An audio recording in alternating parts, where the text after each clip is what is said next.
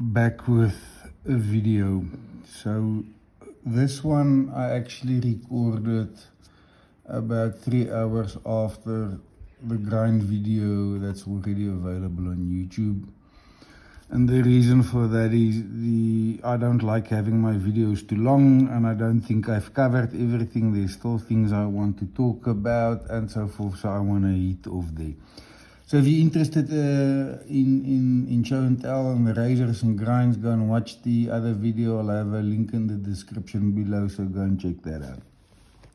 So without any other further delays, we talked about heavy grinds like a Wade Butcher, and we talked about hollow grinds and bellies and so forth. The move from heavy grinds to the ultra fine grinds is a technology thing and a skill thing. So the skill wasn't always there to grind them this way.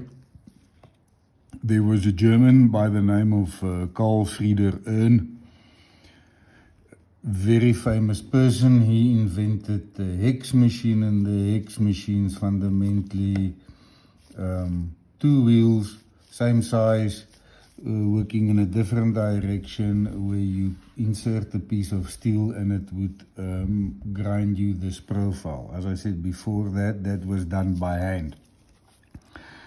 And so that's not something that happens overnight, and the skill's not available from anybody. So Carl Frieder Ern with his Crown and Swords, or ERN, the Ern razors, did very, very well.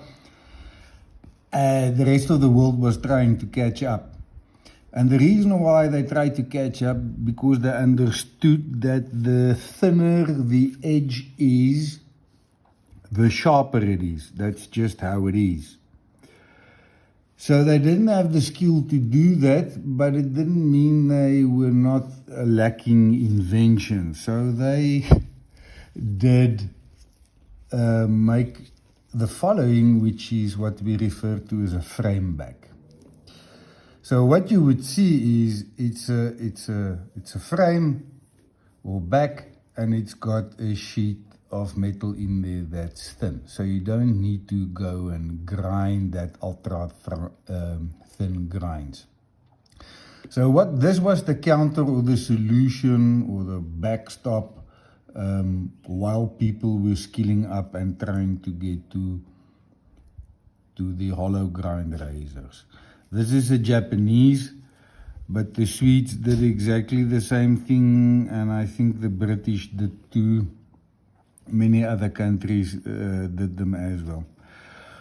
Why, Jacques, do you have a frame back in your collection? Well, partly because of collection, but more importantly, this sheet of metal is very firm. So when I spoke about that stability about the edge, that's what I enjoy in razors, and this has got a very nice stability. It hasn't got a belly, but it makes up for that belly in a stiff piece of sheet and with a lot of bulk and stability behind it in this frame. The other thing it does is it reduces cost significantly. So this does not to be high quality steel. This can be any type of cheap steel, and you only use the good quality steel for the sheet that goes in there. This is more modern. Historically, or not historically, before this, you had a little screw you could take out, little insert, and this whole sheet would slide out, and you would potentially have a couple of them, and you would slide them in and out and use them this way. Toa also associated with Saito-san, to my knowledge. This is a AA, very nice razor, frame back, plastic scales. Love it. Really, really nice. So the Japanese, where's another? Okay, so before we get to, we spoke about this razor in the previous video, and this is more maintenance tip than anything else which I did not mention in the previous video. And you've got this thinning in a tang where they've got these plastic inserts here, but all the razors would have mother or pearl or whatever in there. Water gets very easily in between the steel and whatever you get in there, especially if you live in high humidity areas. If you've got a razor like this, make sure that you dry this properly, not just with a cloth. I use a hair dryer to really make sure I get the water out there. I have got a customer at the coast that started showing very fine surface rust. Take note of that, just maintain your razors and it will never ever be a problem. All of the razors I've shown this far has had straight edges, and we'll get to some curved edges, but before we get there, I want to show you this Filarmonica Sub-Zero 14, so it's an inch blade. You'll see it's got internal washers in. And this is a first generation razor, so even back then they understood the value of having the washers in. Beautiful razor, green scales, the logo on there, very funky. It's got the wedge. Excellent shaver. This is a bit of a problem child, but I'll discuss that in a shave video when I get there. But what I want to get at is this is also a very thin grind. But if you look at this, this has got absolutely no belly. It gets thinner and thinner and thinner in a straight line, straight to the edge. So this is very thin, very flexible, and so has got a very sharp edge, but also quite flexible in use.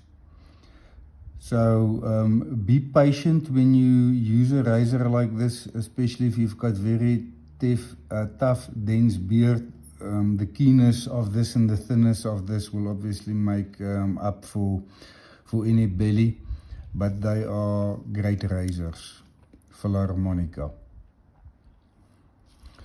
Jump top and bottom. The other interesting about these are you will see that they are slightly longer than any other razor. Not by a lot, but by a little bit.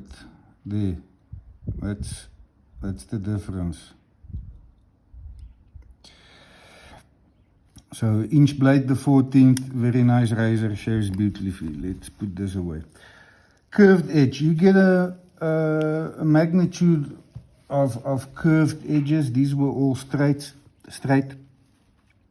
Maybe before I get to the curve, you've seen this TRCSR, spoke about how I modified, but this is maybe another example of a blade that hasn't got a belly.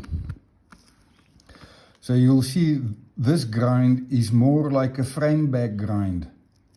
Okay, they've got the thickness here, and then it comes straight down into a thin sheet like a frame back.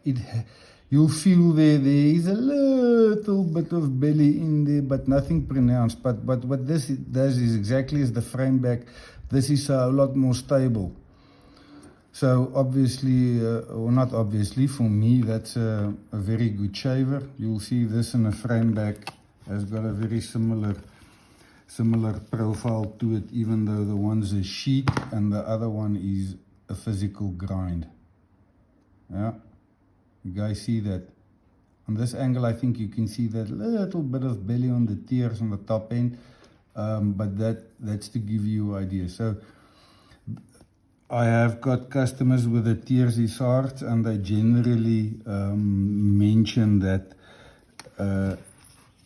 especially those with tough beards, that they find them to shave easier, but they're unsure why. And then this is a good definition and a description of how that fixes. Smileys. I don't think you get anything more extreme like this. SK3, Saito-san. So you get the SK1, this SK2 that's got less of a smile, the SK3 that's even less. Fantastic shavers. Difficult razors to hone, but if you get them honed well, they take incredible edge. And you will see this is also a hollow grind. If I get the light right, like on the Kurat, this ridge here at the bottom close to the edges where the belly is, you're going to maybe struggle to see it here. Oh no, you can see it there.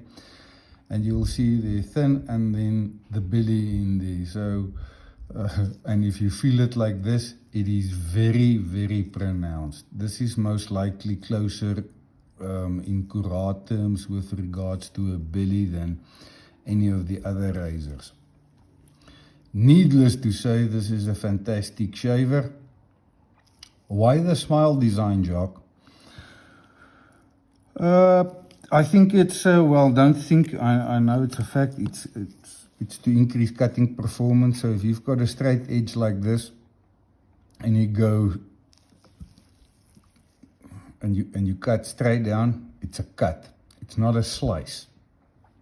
Slicing is a pulling motion. So if you're thinking back in the days in the French Revolution with the guillotine, they had a straight edge, but it was at the angle so that when it goes down, it performs a cutting motion as it comes down. Does that make sense? So a smile is exactly the same thing. The blade's at an angle, so when you come straight down, when you do the stroke, it's not a cut, a push cut, it's a cut, a slice, because of that angle. The other thing I really like about this razor is when you work on a surface or whatever, the heel and the toe is pointing away. So the blade has always got a subtle angle away from the areas you're working on. Your concaves in the neck or difficult areas you've got in there, you can use any part of this blade to really get in there very, very nicely. Plastic scales, very tight fit. You won't believe it, this is a 3-inch blade if you go and straighten it out and measure it, but to give you an idea how it looks like versus a regular straight edge razor. So it's a shorter, more compact blade, which is also quite nice and makes it a bit more nimble. This razor is a 7/8, even approaching an inch. I haven't really measured it, but if you look at the thickness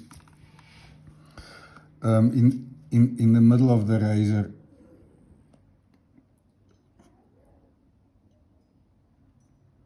from the spine to the edge, this is an inch.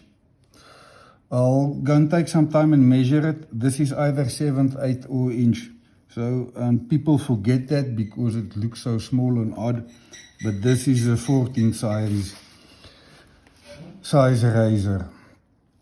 You also see it's got that distal taper, and if you look carefully in there, you will see very fine, which looks like brass washers. I haven't stripped this, so I can't confirm it. No need to strip. This is fundamentally NOS.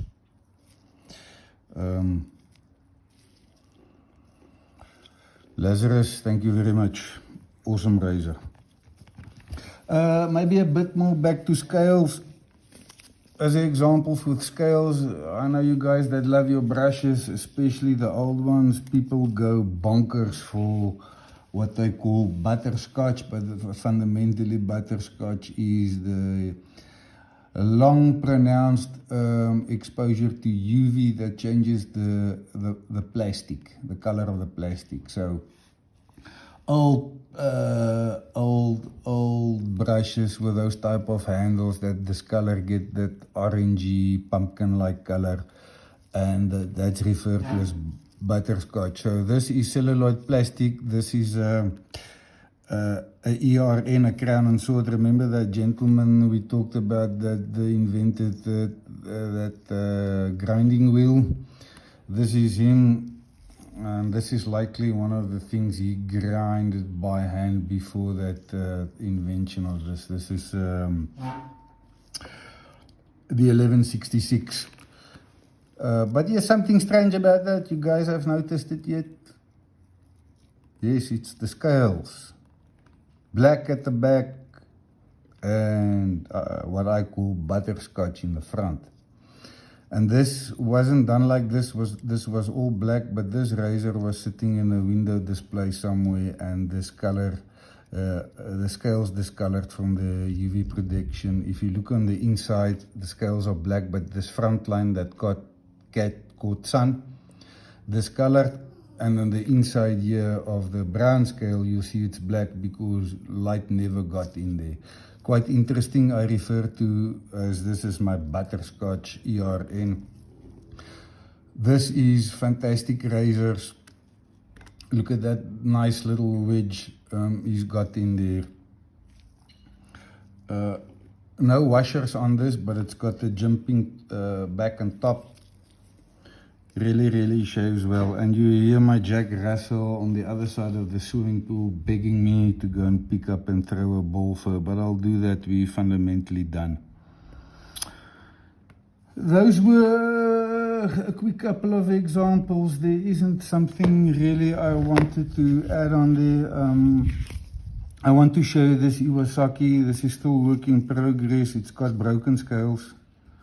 It's a quarter, so it's a quarter hollow, or at least that's how I interpret this quarter on here. And you'll see Iwasaki 80. Broken scales. I'm still figuring out what I want to do with this. If I'm going to put black plastic scales back on, if we're going to maybe use something a bit more exotic like horn or wood, if we can find something suitable. But this is work in progress. You'll see what I talk about when water gets into a pivot. That surface rust, not really a big problem, but an example of what the picture. Oh, somebody's getting really vocal now. A last one about scales, never showed this one. Modern razor, Dover, Bismarck. This is forks or imitation mother of pearl. Big chunky plastic scales, very nice. Shoulderless, satin finish, a little bit of bling going on there. You get them in different colors. I think you get them with ebony wood and non-gold etching. It's a dark etch. I don't know what it is. Really nice. There's nothing in this bag I really wanted to discuss more. You guys did see the rest of the razors. Thanks again for your time. Questions, whatever you want to know, see, maybe talk about, maybe another honing thing, making scales, I don't know. Let me know what you want to see, and then we've got opportunity. I'll make sure I'll record that and get back to everyone. Cheers, everyone.